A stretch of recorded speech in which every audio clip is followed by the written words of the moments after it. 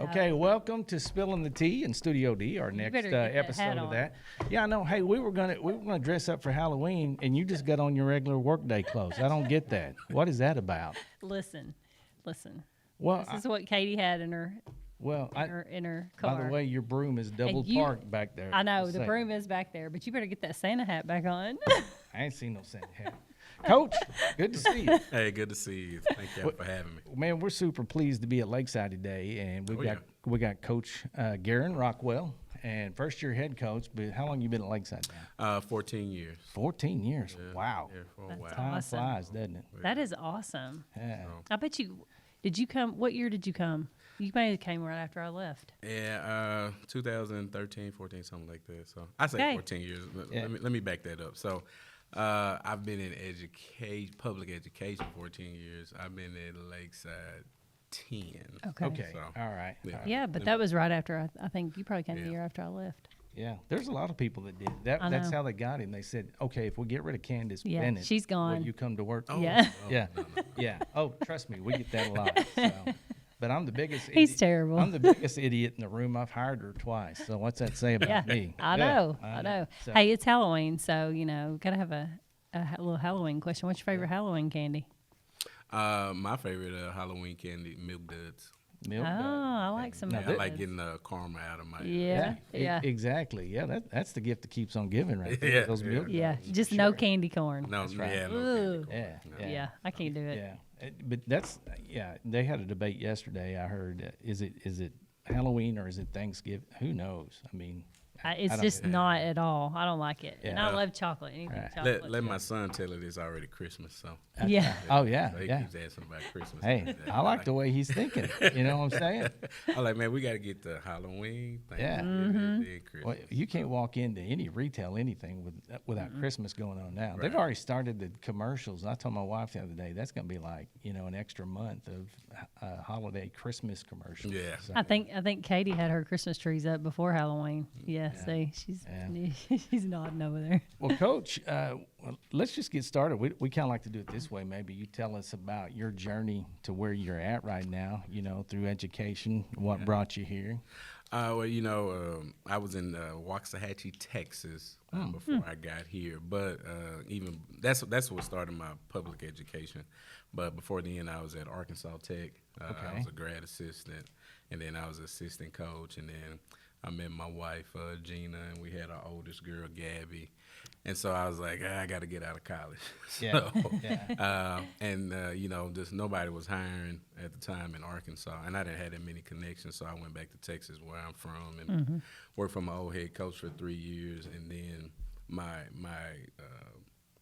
one connection, he was working here, was Ryan Wallace. Yeah. And so he was working here, and he would call me every year. He'd be like, man, I'm going to get you to come back to Arkansas. And I was like, man, whatever.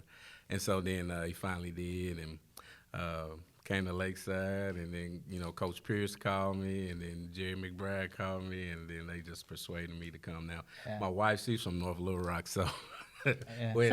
she was like, yeah, we finna come on back. So, I tell everybody, I tried to make her a Texan, but she didn't. I don't blame her. I don't blame her. Yeah, that's a hard sell, I think.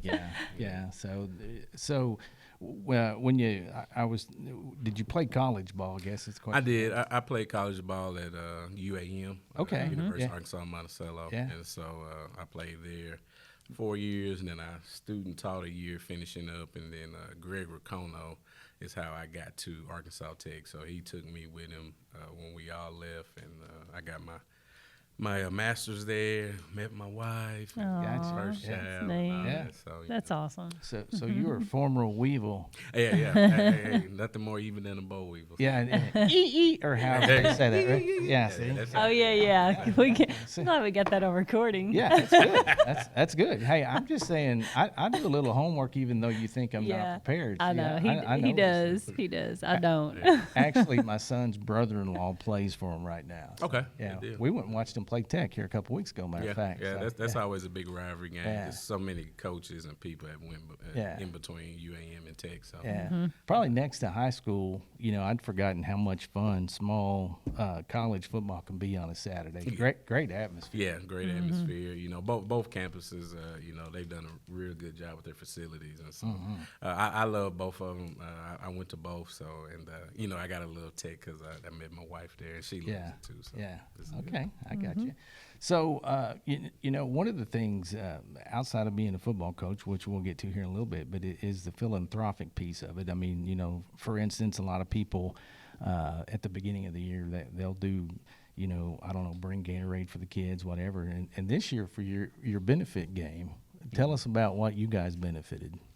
Oh, we did a food drive for ACE. Yeah. So, and we did that. Normally we do, like towels and washing detergent and stuff like that. But, we had plenty of that. And so my wife used to work for ACE, being a homeless liaison. And so it's a big need for food all the time. And so, I just harped that on the kids from the very beginning. And it turned out being really successful. I think they wanted cereal and hamburger helper. Right. So that was, and we got them a lot of it. So it was a good deal. That's awesome. Yeah. And ACE, by the way, is the, what does that acronym stand for? All things created equal. So. Okay, there we go. All right. And so that is helping folks in the community here in the Lakeside community. Yeah, and a lot of people don't know it's not just for the Lakeside community. It's open for everybody. Oh, that's really good. Anybody that's hungry wants something, because they do more than just food now. They do food, clothes, shoes, bikes. Awesome. I think right now I saw online they're catering like whole Thanksgiving meals for people all over Hot Springs. So, anybody that's in a need for food and clothing, I think their dates are Tuesday and Thursday for the outside of the community. So it's a good deal. Yeah, and then I know you guys had the Rock Era shirts, and proceeds from that went to help some young men. Yeah, so the story on that is my wife and her friend Stacy Pierce, they went ahead and ordered the shirts before they told me. So, because they knew if they would have said, "Hey, we got this out," I was like, "No," like a picture of my face on a T-shirt. It kind of looks like conceited or selfish. But they were like, "Hey, we're going to tie this into scholarship," and then I'm always on board on that because being absolutely. part of education. So we got Max Story. And Jack Krause, two people that I've taught and coached. So two good young men. Yeah, very deserving young men. You guys are having a great year also, aren't you? Yeah. We lost this past week against Parkview, who's a really good team. But overall, that's why I'm trying to tell the guys, like, don't, it ain't the end of the world. We're in the playoffs. We're a lot better off than we were a year ago. And life is good. Yeah, absolutely. Most important game's the next one, right? Oh, yeah. Going against the men of Troy. So, that's right. Yeah. Right down the road. So that's going to be a good game. They're having a good season as well. And so Coach Burnetti's done a good job over there. So it's going to be a good game. Yeah. Big a game, So is it at their place this year? It is. It's at their place this year. Last year we had it over here. And so, both teams are having a good year. Yeah. Both of us are in the playoffs. Right. So you got to love that for Garland County. And, right. So it's going to be a good game, awesome. good atmosphere. So they got a really nice stadium facilities over there. So it's going to be good. Yeah. Well, being an athlete, obviously, I mean, I get the coaching connection, but was there one particular coach that really inspired you to give back to, maybe to a world of coaching that's been so good to you? He's dead and gone now.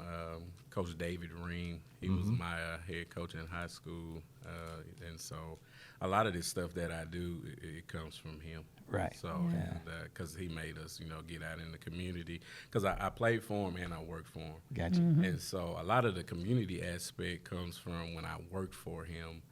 He was doing more out in the community when I worked for him than when I played for him. So, like food drives, painting stuff, picking up trash, we just all that stuff. And then as far as like the philosophy of giving back to kids through coaching. That that comes from him, just because he just gave so much to me as a teenager and kept me from going crazy when I would lose. We would lose games. And he would be like, man, it's gonna be all right. Like, we'll get it together. And the thing I got to work on that he did such a good job on was like he never like got too high or too low. He was just always really humble, you know. And sometimes I get into it, you know, because I thought that would be like so hard, just if you're super competitive, just to be able to take that down where you can talk to the kids where you're not just so upset that you're, you know, whether you've lost or whatever. That's probably the hardest part for me. Cause I get really into it, and you know,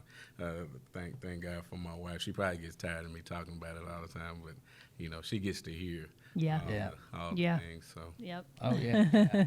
I mean, she keeps it real, because I mean. Oh yeah, she keep it real. Now. Yeah, exactly. You know, some days she be like, boy, shut up, ain't nothing wrong with it. Yes, it is. Yeah, exactly. Yeah, things could be a lot worse. Yes. That's what she told me. That you know, things could be a lot worse. yes. Oh yeah. She puts you back in check. You're correct. Yeah.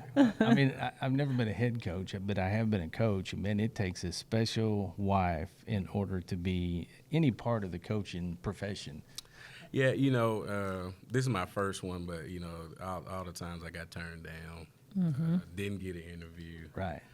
You know, or they told me, yeah, man, you did good, but you know, we're going with somebody else, you know, and they go through all that heartache with you, and then when we finally got the opportunity, you know, the celebration, so they're with you through the highs and the lows. Yeah, it's funny how God works that way, right?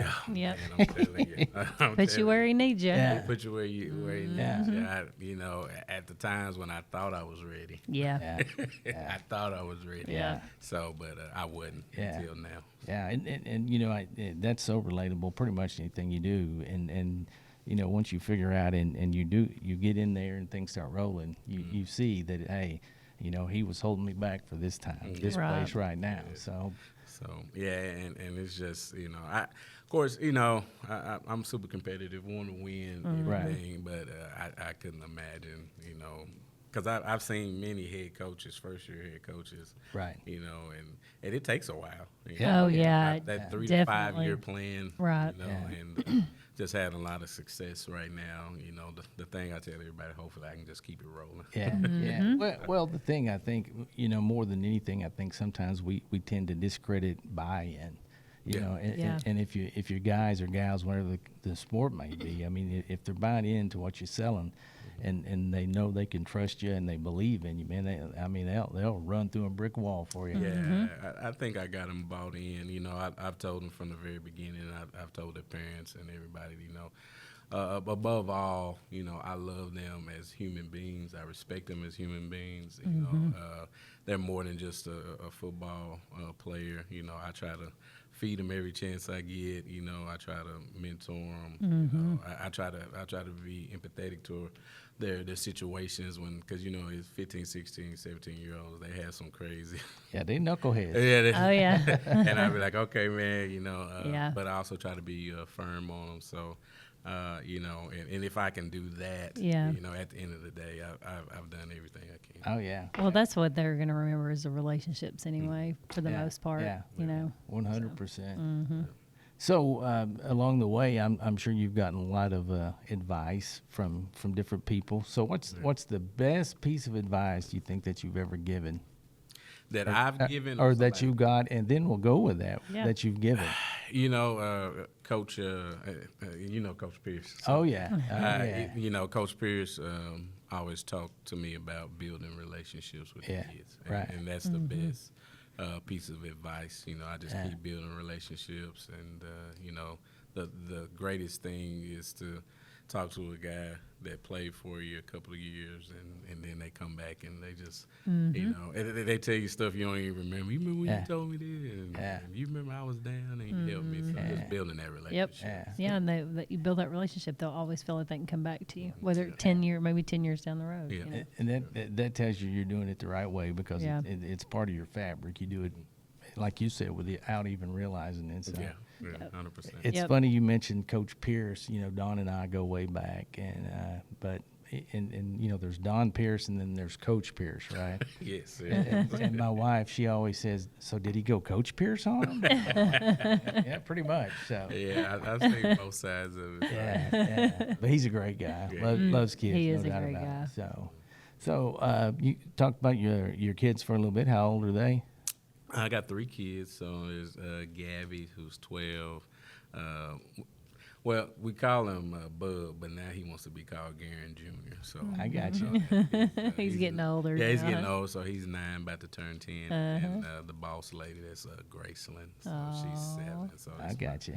That's So my baby sweet. Yeah, you ain't got nothing keeping you hopping off the field, do you? Yeah, you know, they want to be at every game, and they cheer me up as well. You know, Yeah. they tell me when I'm doing something. Oh wrong. yeah. That's good. Yeah, so they do a good job. Oh, So you know, as far as you know, numbers look good this year. I mean, Yeah, we got about 70 players. You know, I started off at like 85, and then you know, for various reasons, Right. couple of kids felt like football wasn't for them, but I'm still gonna try to get them back on the team. So, you know, I tell kids when they want to stop playing football, I'll still be here when you're ready to come back. Right. And so, you know, that just puts something in their ear to let them know that ain't nothing personal. You know, you're just trying to venture off and do something different. But, right. you know, I'm still going to be here, and you can come back anytime Yeah. you're ready. So. That's good. But the numbers are good, you know, and so we want to try to keep that rolling. We got a good 8th grade, 9th grade class coming up with a lot of talented athletes in that class. Looking forward to getting them in the off season, and you know, just try to keep it rolling, keep building the program and the culture here, and just letting the people know in the community that, and I think they do, let them know that I love their kids more than just winning games. oh yeah, absolutely. Oh, I'm sure they can feel that and to know that. And Well, and I think it's so important, you know, to teach them that. But I mean, there's so many life lessons taught around athletics, and I think sometimes athletics kind of gets the short stick, if you will, when it comes to that kind of stuff. So Yeah, it does. But, you know, one thing that Mr. Thornton and Mr. Orr and Mr. Landry do a good job of trying to tell the people in the community and us as coaches that, you know, the percentages of kids being successful and graduating out of high school is when they join some type of team.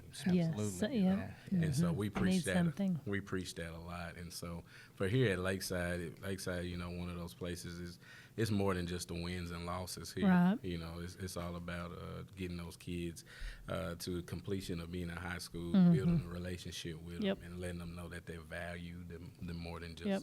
putting points on the board. That's right. So you have any other educators in the family, or? Oh man, I come from a family of educators. Okay. You know, on my mom's side of the family, my granddad, he taught math forever. He was a Korean War veteran. My grandmother was a counselor forever. They both retired out of education. My mom and my dad both got their teaching certificates, but they never went and taught. Oh, yeah? So- Oh, wow. And I just recently found out that on my dad's side, his grandma, my great grandmother, before she passed away, was a 8th grade teacher. So she taught all of it. So Yeah. and you know In the my blood, huh? yeah, it's in the blood. My family, we do, and my sister, she's a professor at Dallas College. You know, I got another cousin that coaches at Liberty Islo, our old high school. Yeah. He coaches there. So, you know, we just come from family of either educators or social work. You know, Right. That's Right. kind of what we dabble into. Yep. So all heart connected, right? That's right. Yeah, you know, and then we sit down and have the education discussions and then put in, social work discussions, you know, around Thanksgiving and Christmas. Yeah. It's always a big topic. Yeah, and inevitably somebody will come in there. Would y'all quit talking shop?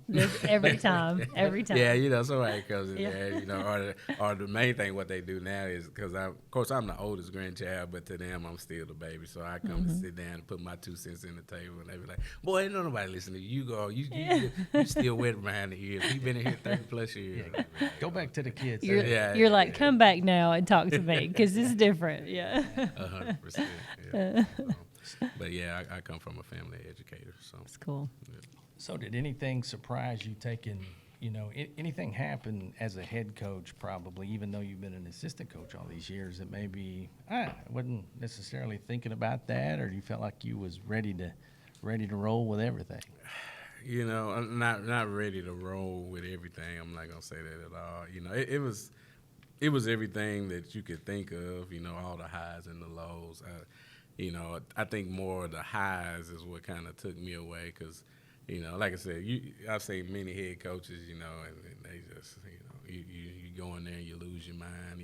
I talked to a lot of guys over the summer, and they were like, I was like, man, what are you concerned about that first game? And they was like, man, don't forget the balls, man. Like, when my first head job, we left the footballs at the stadium. It was an away game, and I was like, oh man, that would be embarrassing. You're like delegating. You better not forget the ball. Hey, that first game we were going to advertise. I was like, hey man, where the footballs at? Do we have the footballs? Like, I can do you one better than that. The year that I was at Fountain Lake and our guys won the state championship, they take off and they're getting down the road, and everybody's like, hey, where's old Coach so-and-so, the D coordinator? They're like, well, I don't know. Is he on the other bus? They call, no, I thought y'all had him. So they had to turn right back around, which led to Mike Hernandez. He was coaching for us at the time. He was driving the bus. He got him a good old speeding ticket on the way to try to get there. They were trying to get there. And let's just say the gentleman trooper, he wasn't feeling it that night, so he went ahead and ticketed him. Yeah. But anyway, so. But yeah, I can imagine,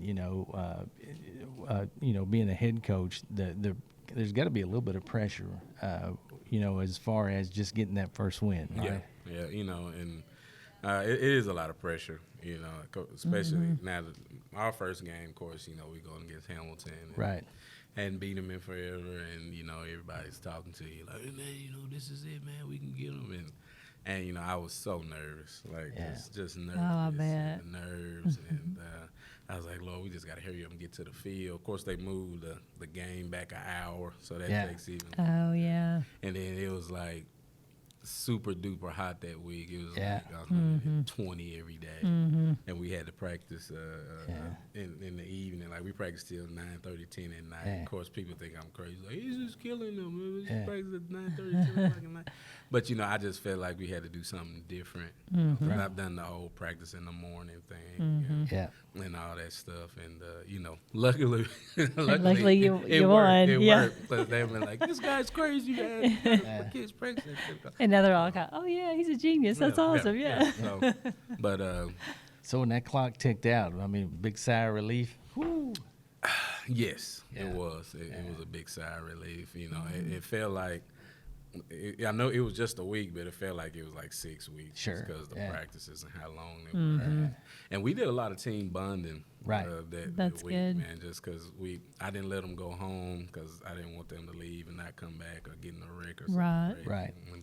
We did study hall. We ate together, prayed together, listened to music. Mr. Orr came and hooked up the speakers. And that's awesome. Had those late night practices, so it was a good bonding time for the football team. Yeah. So, cool. Yeah. It was big for the program. Like I said, hadn't been able to snatch one away from them in quite a while. Yeah. So that's awesome. Yeah. Yeah, 20, 25, 26 years. So yeah. Wow. Good. Cool. Yeah. So you name dropping Orr and Landry. I'm just telling you, every time you do that, your street cred goes down just a little bit. I'm just saying. So, I can't do that, man, because they gave me a chance. They hired me. Yeah. Well, and the funny thing is, Bruce was my first assistant. It was his first assistant job, my first high school principal job, and man, we you talking about memories. We got a truckload of them, and it probably would take us 2 hours to sit down and write a book, actually, with all the stuff that went on there. I know. I was just sitting there thinking about that because Landry and I taught together at the junior high. He and I both taught math. And then I coached the cheerleaders. He was head junior high football coach. And so we picked on each other. We had the best time, just lots of good memories. It was really fun. Yeah. And you won't find two funner guys as far as, believing in kids and wanting what's good for kids. Yeah. Yeah, they really do. They do. Yeah, but if you ever want dirt, where you're hooked up. Yeah, I got For sure. We won't go too deep because they'll start throwing it back. Probably. I know. You better be careful. That's right. Yeah. Oh man. So playoffs again. That's that's the next huge step for you. Yeah, so we got the playoffs, hopefully.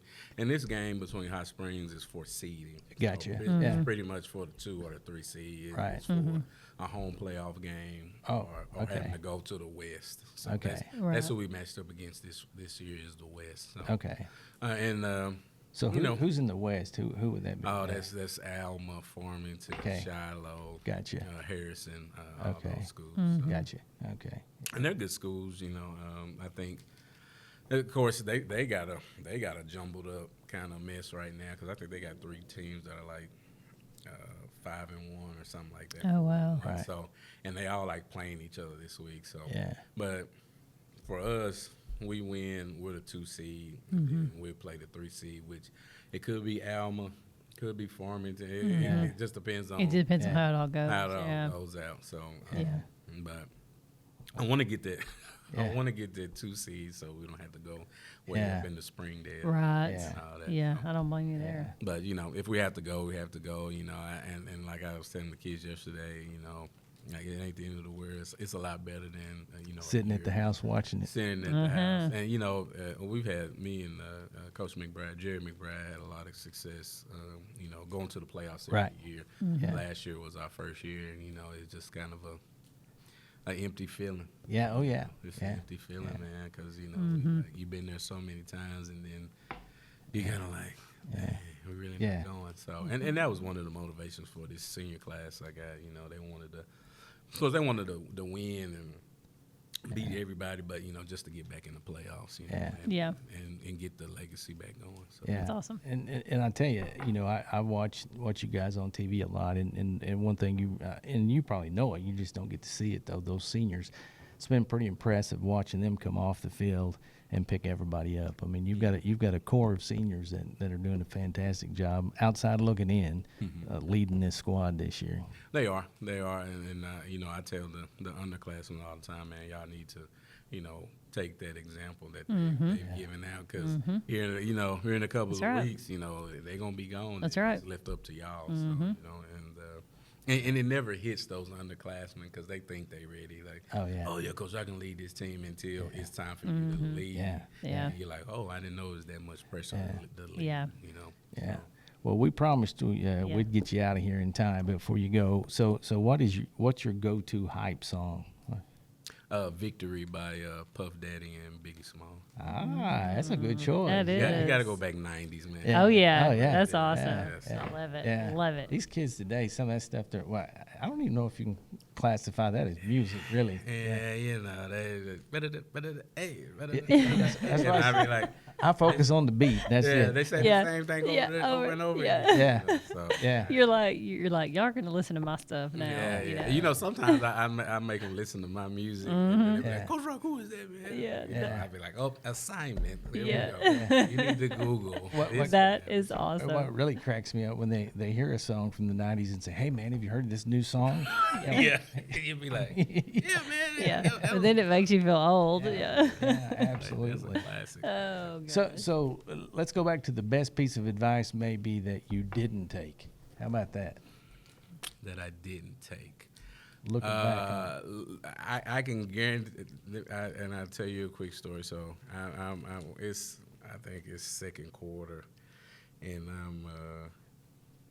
I think the score is like 28-0 or something against Hamilton, and I'm just, and I'm talking, and I can hear my father and Coach Ream tell me, like, hey, man, you're getting too hype now. You got to calm down. And so I'm over there talking, and my wife, she's down there, and she hear me, and everybody's.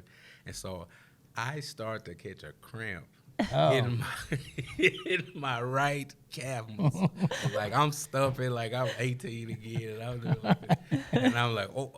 And so some said, man, didn't I tell you to calm down? Yeah. Like, oh, yes, sir, you did. And so I told Ben, our trainer, I said, can you give me the biggest, coldest bottle of water and just give it to me, because I'm about to go into a full body cramp, right? And so, and I don't know if anybody see, but if you look back, like from the second quarter, we came back at halftime and rest game. I got this big bottle. I was like, fill it back up. But I didn't take that piece of advice that game, because I try to go back in my mind and take everything. Sure. Yeah. Oh, yeah. But then sometimes they come back and tell me in my conscience, like, boy, didn't I tell you nothing? Yeah. Like, And don't you think back and some of that stuff our parents told us back then, we're like, where y'all coming up with this? And now we're thinking, Yeah. now I see. Now you're using it. Yeah. and Your kids. that's what my dad is like. Boy, I told you, you ain't as young as you used to. When you was 18, you could do all that jumping around. Right. Yeah. You can't Exactly. jump around with them boys out. Yeah. Hey, in your mind, though, you're still 18, right? Oh, yeah, in my know. mind, I am. Yeah. Until I catch that cramp in my Yeah. leg. Yeah. And then you Mind, body, no, Yeah. totally different. So one last thing, we try to end on something, semi-funny, but an embarrassing moment for you, like as a teacher or a coach. What's been the most embarrassing thing for you, even as a player? It had to be when of course, like I said, I'm very emotional. I get really hyped, and so I get hyped up, and I'm getting into it with my players and all that, and so one of my, and this when I was defense coordinator. So one of my guys, his name is Ayon. He's like 5'3", right, and he catches an interception at the homecoming game against Hope, and I am so excited. Like me and him had talked about, like, "Coach, I'm gonna catch this interception. We gonna chest bump and everything." And so he's running over, and I'm like, "What's up, man?" And we chest bump, and I hit him, and he goes flying 15 yards this way. And I'm like, "Oh man, this boy's mama gonna be like, you hurting my son." He's gonna have a pain in his chest, like, and so like I was so embarrassed by that, Hey, I guarantee you, he loves. Oh, I bet he loves it. Yeah, but it's one of those things, like, he gets hit and he kind of like lays on the ground for a second. That's when you like, because everybody's here at homecoming, and they're like, "Man, that coach, he's just too aggressive. He's got to calm his tail down. Like, it ain't that serious." I'm just like, oh, man. But, You're gonna be like, next time, fist bump, not chest bump. yeah. So now, now that I'm a head coach, I'm like, all right, man, high five. That's right. Hit him on top of the head. Right. Exactly. Or bring it in so you can hold them. Yeah. Give me a hug, man. Like, great job. Well, man, congratulations on a great year so far, Congrats. and more importantly, great job giving back. I mean, to me, that's what it's all awesome. about. Taking this coaching spot and using it for good, for great. That's incredible. Yeah, we're love it. gonna try to keep it rolling, and I try to tell everybody, like, any type of community help or service, if you need it, contact me. At Garren, Awesome. Garren_Rockwell at LakesideSD.org. And that's what I do Awesome. too. I say if you need something, call Candace. Look, He should have had the witch hat on. I should have worn the She Santa got big hat. shoulders. Yeah. Well, Coach, we appreciate it. And Yes. good luck for the Enjoyed rest it. of the year. So, and thanks for taking time to be with us Yes. today. No problem. Anytime. Thank y'all for having me. Yeah, All right. It's been awesome. It's going to wrap it up for this edition of Spilling the Tea with Witchy B. And, so until next Good thing time, you we'll didn't see you then. Good